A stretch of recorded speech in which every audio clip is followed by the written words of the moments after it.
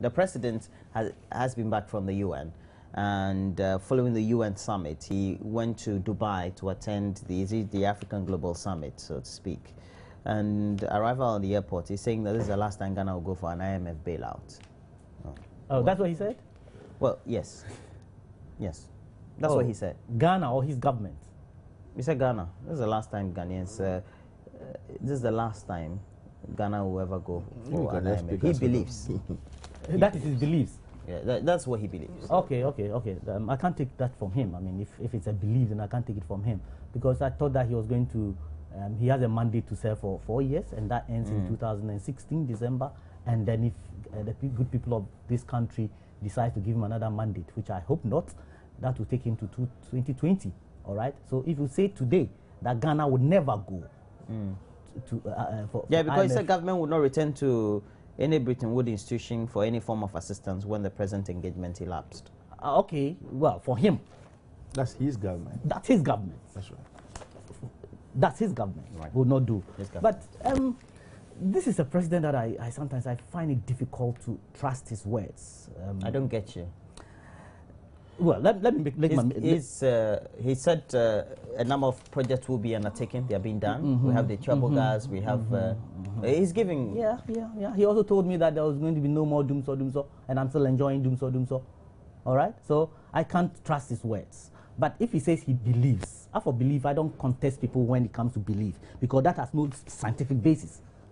And you can always take refuge in the fact that I said I believed it, and you can't take it from him. However, just by the way, he went with the First Lady, and I saw pictures of the First Lady's attire, and I was so sad. This is a president going to an What has international... that got to do with what we're discussing? When I got what I got in, you were happy about my I think that the subject you are discussing. I just said this on a lighter note. Don't take it personal. I just said it on a lighter note. I think that we should advise. I think that we should advise our First Lady that anytime he's going to because he's not going there in his personal capacity. No, what are you talking about? Look, at least we could exhibit our. Can you just change yourself from the First Lady? At least we could exhibit our tradition. First, Fred. At least. I do understand your point, but we're talking about the president returning so from you shouldn't bad me there. And the Global Business Summit. The First Lady must go out there and tell the people of the world that this is Ghanaian and this is our culture and we are proud of, so that at least people would come back. Fred. And okay, let me go back to the subject. He's back. We welcome the president back in the country and hope that whatever he went to do in Dubai, he likes going to Dubai a lot. I'm wondering. Yes, he liked the last time he went to Dubai with his family for Christmas holiday. I'm sure. I mean, there's something more. Fred, you're still not addressing. You're just being mischievous. Well, he said this is the last time his government to go for. Forgive me. I can't trust him. I just answered that. I can't trust him that his government will be the last time, because even when the IMF issue came up, he said government was not going to an IMF. He said that. When we brought out the correspondence that he had with the IMF, you had government communicators, and I wish you win, aspiring deputy propaganda secretary. But he said propaganda means communication. Okay, so Fred, deputy I don't know you to be very mischievous this morning. Fred knows on this very subject, you're being very mischievous. Thank you. Then I hope you not take me on so much on it. So I can't trust the president's word that he will not go back. I just hope that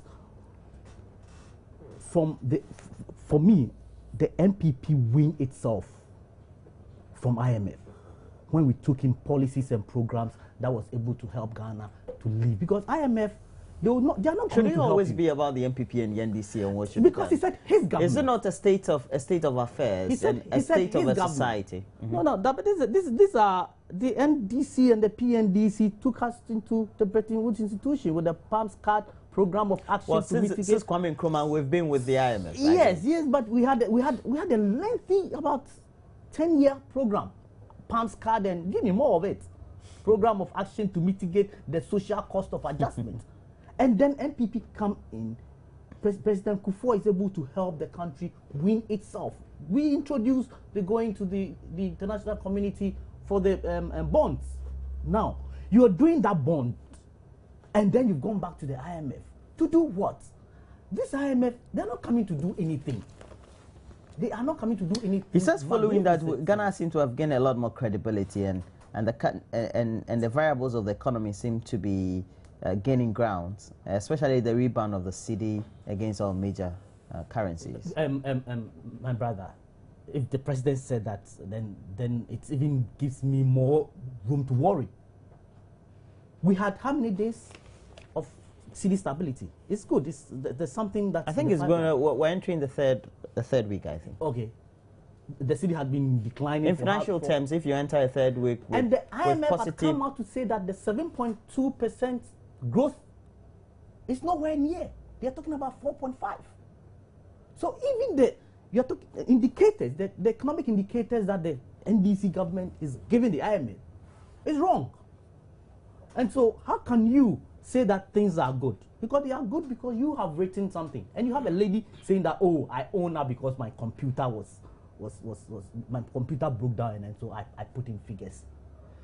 If you run a state institution like this, an important segment of the economy like this, you give figures to IMF that they come out and tell you that, look, you made mistakes, and or you actually cooked these figures for us. Then you come and tell us again that you're gaining credibility. That credibility must be very questionable credibility. But like he said, he believes it. If he believes it, I will not take it away from him, because that is his belief. People make all manner of... But you're saying you don't trust him? I don't trust him. Okay. I don't trust him. Great. The IMF, now we've gone, and the president is saying this is the last time we're going to go. But more importantly, he feels that these steps that have been taken are the reasons why we seem to be getting some positive signals, good appreciation as far as he's concerned. Well, I think that it is important we abreast ourselves with the history of this country, and then as far as our relationship with IMF and the rest are concerned. IMF came into being far back in 1949, 48, 49, thereabout. Ghana has always been a member of IMF. In fact, the first time we rolled on an IMF program was in 1965 under the great of Dr. Kwame Nkrumah himself. Subsequently, several other governments, had a few programs with IMF. It is true that after 1983, and again, if you appreciate the history of Ghana, the one drought, there's no rain, fire outbreaks all over the place, cocoa lockup, a lot of severe difficulties. So we had to go on an IMF program. That's how SAP and the rest came into being. The PAMS card I was talking about was rather a program that was brought about to mitigate the challenges that the SAP and the rest came with. So it was a program that really helped us. Go and check the history. Most of the roads, most of the infrastructure they can talk about in Accra, Kumasi, the major roads that were done during the PNDC and first NDC were done through the IMF program. The truth of the issue is that most African countries, we have just refused to be very disciplined. We have just refused to do things right. That is why sometimes you are compelled, or you need institutions like this to say, hey, do the right thing. That is why you bring them on board. So, but from what you're saying, it's an indictment on your government, not and especially my government, when we're talking about indiscipline and financial indiscipline thereof. That's right. It is not only Ghana. It is something. It's as if very much prevalent in sub-Saharan Africa. As if we can't get things done by ourselves, we need somebody to push us, to control us, to do it. Yes, if I belong to a church and I'm a member of a men's fellowship, and I go there because I have a need, that, oh, please, I have a need, please come and help me. I've not done anything wrong. The president is always saying that we have gone to IMF. During the PNDC day, like you said, we went. When President Vok took over office in 2002, they went to IMF. They were there to about 2006 when they came off the IMF program. But the argument of Fred Amankwasafo and his party and other critics is that, well, it's because you're not only indisciplined, but because you competently, you've not been able to manage the variables, so to speak. Can we make the same argument for them when they went? Can we say because they were incompetent? Well, they will tell you they came to meet a certain situation. When we came into office in 2009, that very year, we went off our IMF program. So we also came to meet a situation. When President Mills took over office, he went immediately to IMF. Have you forgotten? Professor Mills came immediately went to IMF. So if indeed the situation was that good, the economy was that robust, the economy was that good, in any case, who is talking about indicators here this morning? Go and check all the statistics, all the indicators, right, from inflation to everything. Where we have gotten to now, and I don't want to be doing some of this analysis, really, we've not gotten near anywhere MPP left off in 2000. I don't get you. The inflation the MPP left for this country when they were living in 2009 was 18.3%. Where is inflation today? So you don't ask questions on the program. You understand? Where is the inflation today? We have not gotten to their margin. The point the president is making is this, that we need to get our fundamentals right. We cannot live in a country where every blessed thing that we use in this country comes from abroad, from toothpaste to everything that you can imagine. We need to And he's doing something about it? That's right. Which one? The Commander president is Sugar saying, Factory? This country, almost every house you go to, everybody uses sugar. Sugar not only for domestic consumption, but for industry and the rest, aqua industries and what have you. We bring all the sugar from abroad. The president is saying that the time has come for us to start producing sugar locally. By the grace of God, the Commander Sugar Factory is coming on board. Fred, all these arguments you make, are these enough? Are these enough to make sure we show up the structures? You see, it's not as if you are doing only one thing. The president for ourselves, for instance, rice. That we cannot continue with rice importation. We need to do something about it. About $20 million was injected into the local rice production. As we speak today now, local rice production is really increasing. Poultry industry. Have you eating local rice? Because you don't like it. Because you don't have the taste for it. You have to change. You need to motivate no, that's not to true. eat. That is it needs to be on the market. It is still available. No, I don't have to go to a made in Ghana shop to buy. It has to be on the market. In fact, I bought some on Friday from Madina Market. I didn't know to go to any Ghana shop. If you are interested in eating Ghana, right, like I need to go to a local, not in my local. I need to go to my locality to buy. Just go to your market. It's not in my community. That's what I mean. Now, let me even move on. The present poultry industry. We have said that we cannot live in this country where all the poultry birds that we consume in this country come from abroad all the time. So what they have done now is to give day-old checks to the poultry farmers. A law has been passed that all poultry exporters must make sure that about 40% of their poultry products are bought from this local market. So there is so much that's being done. That is why they give the president the confidence to say that by the time he's through with all these things, by the time all these are in place and they are producing results, there will not be any need for this country to run back to IMF for any program. Now, when you go to IMF for a program, you are not necessarily going there only because of money. There are three things that happen there. Yes, you may get financial assistance. You may also get technical assistance, which is more crucial. We are told IMF today has the biggest capacity to conduct research across the whole country. They are dealing with different economies. So when you go there, they're able to tell you, for instance, okay, Argentina has a similar problem. This ABC that they did for to come out. Can you also adapt and do same back home? That's one of the reasons we want to go there. Now we are talking about credibility. When we say people think that, well, so we say we are not credible as a country, that's how we have always positioned ourselves before the whole world. As soon as we made this announcement that we're going to IMF, what happened to our country? The investor confidence that quickly came up. The city that was falling so much, it was because people didn't have confidence in the whole system.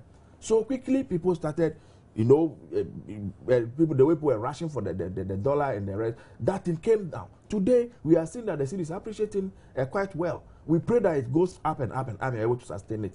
So when people make this argument that, well, you cannot trust the president. We have to do that by prayer. I am a Christian. I pray for everything I do. I pray for any water I drink, I pray for it. So it depends on your faith and what you believe in. This man sees here. You're calling me, I don't have faith. I've not said that. Fred, the last my time brother, thank you. Thank you very much. My brother, Fred, and my namesake, sits here and say, well, he cannot trust the president because the president said the doomsday will stop. It has not stopped. Well, the president said it hasn't stopped. The point, these are technical challenges. Cannot blame him. If we sit on this set today, you invited us here, all your gadgets are working very well. When I was going to do a presentation, then as you are working, something happens to one of your cameras here. It's a machine. Is that simple as that? The scenario can easily happen. Fred. So if you have a let me land. You've been talking for too long. What is giving you all the time to talk? I know even the viewers are complaining. I've received a lot of text messages and they're asking me how come you are talking too much. I'm not talking less. So allow me to make my submission. Fred, you're trying to put me in tight corner. I'm the bad person. You as your producer, you know that I'm making him do all the talking. Now, if we live in a country, electricity issue I was talking about. What have we done? Is it the case that we have made an effort to really stop this doomsday thing, or we have not? The truth is that we have done so much. But unfortunately, you wake up one day, we are told the West Africa gas pipeline is broken. It is not your cause. It took almost 2 years to feed that system alone up. You wake up one day, we are told, oh, the T3 in Takoradi is poor technical difficulty. What can you do? You wake up one day, you are told the Bui Dam cannot give the quantity of energy that it's supposed to give because the water level is low. You don't determine the amount of water that is in the dams. So when you come and sit here and you make it look as though before you left office, we had electricity 24 hours, NDC came into office, or John Mahama came into office, and now we are having doomsday. If for nothing at all, Ghanaians, remember your record. They know what you did in that area. So you should not have that moral high ground, come and sit here and pontificate, make it look as though, as for me, you, when we're there, we had it better. No, you didn't have it I give you all the time now. Yes, you've done well on this occasion, okay. but let me just land. Thank you. Let me just land. No, Let me just we land don't by have the saying time. that. Let me just ask a question. Fred, no, so in your conclusion, because we have to call it, and I give you just a I minute. thought today's a holiday, we are going to extend your time a bit. We have a lot more on our tables today. Now, if we take a critical look at the subject of us going to the IMF and the type of credibility it will give us as a country, then we also have to make sure that we have to adhere to certain conditionalities. Of course, we have to cut down on our expenditure. And cutting our expenditure means that it means a lot of things. Now we hear all the rumors about job cuts in the public sector, etc. Yeah, for rationalization, they call it. For me, my brother's statement here is telling us that as a people, we cannot manage our own affairs. We cannot. I don't think we cannot, because he's not said that. I mean, that is the import of all that he's saying. God, there are challenges. There is this. There is this. The mark of a leader is to overcome challenges, which we are doing. You are not supposed to pass the buck. That is why, well, you're a Christian. The first point of human fall is when we pass the buck. When Adam did not accept that he has made a mistake, that he owns the problem, and he passed the buck. We've kept passing the buck. I did not do it. It is this person who did it. Until we wake up one morning and say, yes, we wanted to lead this country. We had gone to the people of this country. We knew the challenges the country was facing, and we said, we can do it. Then we are given the mandate to do it, and then we come with reasons. Everybody can give reasons. So let's stop the reason. If a country goes to IMF, then the country's credibility is dampened. Because one, yes, no matter the history, because if you can do it yourself. We've had countries like Argentina. Yes. I believe a number of yes, and a number of countries in Europe as well have also been to there. Yes, if you are in Europe and you're not managing your economy well, so because you are in Europe, you should manage your economy well. They suffer from serious credit crunch crisis issues. Oh, who caused it? It's the system, isn't it? No, it's a fall off of the effects of what the crunch was on other countries, and also because they have a lot. Was there a war? Somebody from somewhere, another country come to bomb. No, I'm looking at challenges that had come, that we have brought to ourselves. The credit crunch. Who caused it? Was it the IMF? If some other people, for example, you are in Boko Haram country, and then he's killing people left, right, and center, and so your economy cannot move on. That's a good excuse, you think? That may be an excuse, but you bring something upon yourself. The UK had issues during the Second World War, and lots of issues during the Second World War. Within that period, there was so much issues in the economy because the place was bombed. We have never had anybody come to bomb us. You see, you don't understand. Let me just make a point. No, let me land. Let him land, and then I'm picking this from what you said, that we went there because there are challenges, or there's a TICO is down, or there's technical which issues, is true. It is true, but what is leadership supposed to do? Leadership is supposed to lead us to make sure that these challenges that we face, in fact, we should know in advance, far in advance, that once we are putting this in place, what happens? What will be the alternative arrangement? What is the plan B or the plan C? What are we putting in place? If this fails, what do? We don't come and sit on TV and tell the whole world that because we are facing challenges, we should applaud the president. I cannot trust him for what he's saying, because he's only saying that he believes it. Now, Fred, the argument now is, for all the actions we're taking and the decisions we're making, there could be dire repercussions. We're having an increase in our debt portfolio, and as far as we're concerned, we're also having the subject of what we have to do with the conditionalities and all that.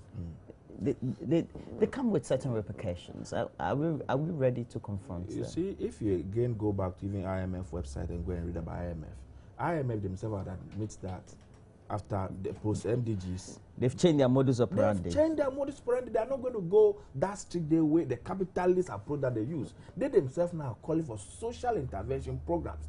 Long before the arrival of IMF in this country, we have said that our wage bill is too high. We cannot live in a country where less than 700,000 are working in the public sector.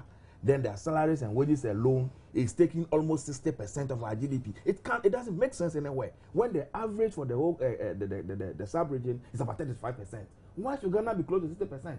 So it's something we ourselves have identified long ago, and we are trying to find ways and means of weeding out all such things. We are told about these ghost names. It is not for nothing they have brought this biometric system now, where workers are being registered biometrically. We are able to know that this Kofi and Kofi indeed is the one working over there.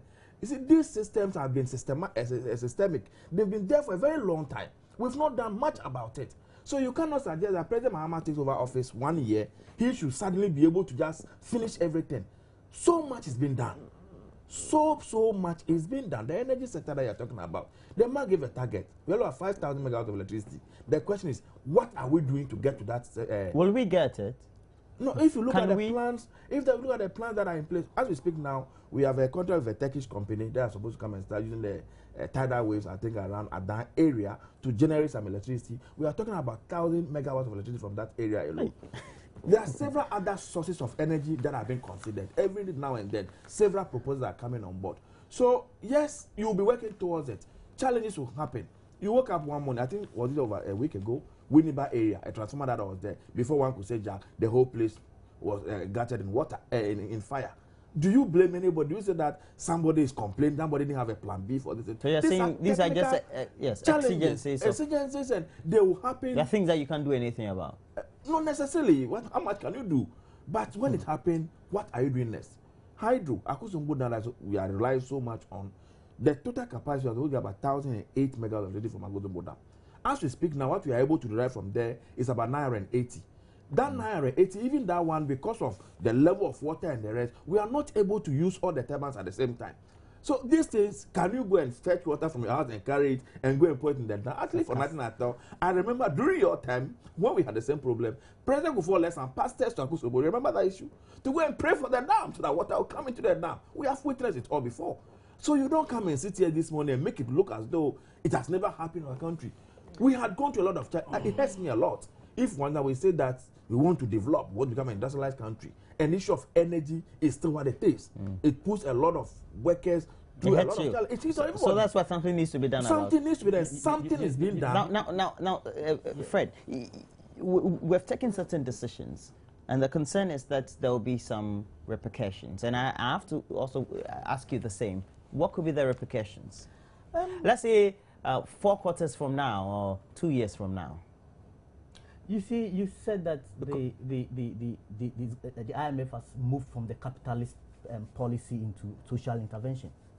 Is that what that's what you said? Yeah, you said. that is what I go from 2015. If I go from 2015, yeah, I go to their website. They are now shifting focus, and then going into. I believe that the IMF boss herself, Christine Lagarde, also came out to clearly state that very statement. That in the past they used to work in a certain way. Yeah. So now there's a new direction. There's a new direction for them. We have overspent our own expenditure. It is not done. It wasn't done by the IMF. We knew our budget. We draw a budget for the year. We know how much revenue we expect. And we overran. And we overran it. And then we give all manner of reasons. These technical issues you are talking about, most of them, you go to the bottom line of it, is that there's not enough money. No, financial indiscipline in this country. I'm on the same page with you. Corruption alone. I agree. It's taking a chunk of it. You are here saying. Do you think it's a leadership issue? Because because some of the things are. I mean, 90% of all these cases are by just normal public servants. Yes, but the leadership is the key. Not by politicians. It is the key, the leader of the country's because you hear an auditor somewhere, the leader's you hear an accountant somewhere, you hear a coordinator somewhere. What happens when the Supreme Court says, this is something somebody had done, take this direction, and 8 months down the line, Nothing has been done to retrieve I the think money. this is the second time he's making this particular point. Which point? We are in a democratic system. We are not in a military junta where anybody can get you up can't just and be do doing things your anyhow. So let's Then- see the democratic principles you are using. That'll be for the morning. That'll be for the morning. Too bad, Okay. too bad. And Fred Amankwasafu is a member of the MPP. Thanks for joining me this Thank morning. you for having me. Dressed fully in good Yeah, MPP regalia. Thank you. Even on this day that we are celebrating the Muslim. Your still Congress to elect your flag bearer will Yes. come in the next 2 weeks. Yes, yes. Which on day 18th, is it? The 18th. 18th is supposed to be Saturday or It's a Sunday, Saturday. Yeah. Okay. Saturday. How's it going? Well, good, good. So far, so good. I wish that acrimony and gradually the acrimony is dying down. That is my major concern. It's gradually dying down. It's You're dying sure down. of it? I'm sure of it. Once in a while, somebody throws in something that from both sides. Which of the that I'm candidates not- are you supporting? Obviously, I would go at any day for the candidature of Nana Addo Dankwa Akufo-Addo. I have nothing against Mr. Alan Shomati. He's a fine gentleman, and he can be the leader of the country, the leader of the party at any day. Today, as we speak, the whole party is clamoring so much for Nana Addo Dankwa Akufo-Addo to come on board, and we hope that You think you're being fair to the other candidates? very fair, very All fair. I think that, like I said, Alan is a very fine gentleman. He's a member of the party, a founding member of the party. He's done his part. He's contributed so much to the party. Party organization, people will put you there, and so when the time comes and the people want this man, let's give him the Fred, it's support. okay. You're talking. And he's also contesting for For the- Deputy exactly. Propaganda Secretary of the NDC, national, right? No, I national. think community. And Fred Agbenyo is also a member of the NDC. But let me just say, let me wish them no, well. No, don't wish Let them me wish well. them well. Wish yourself well. I wish you How, well. how are you going on yours? Are you touching base with the delegates? Yeah, we are touching with the delegate. But I tell you, my brother, How many will be voting? well, over 4,000 delegates. For your, I mean, Yes, that's Yeah, right. yeah. 4,000. Yeah, over 4,000.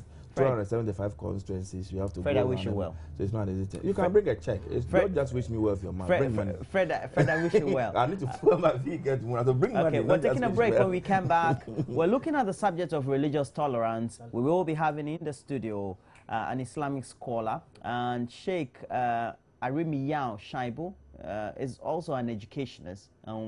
We're looking at how, as a country and our society, we will be in a position where we'll live side by side and always tolerate each other. But thereafter, we'll also be talking about music, and we'll be having legend Ben Bracco, high life legend, in the studio. Do stay on.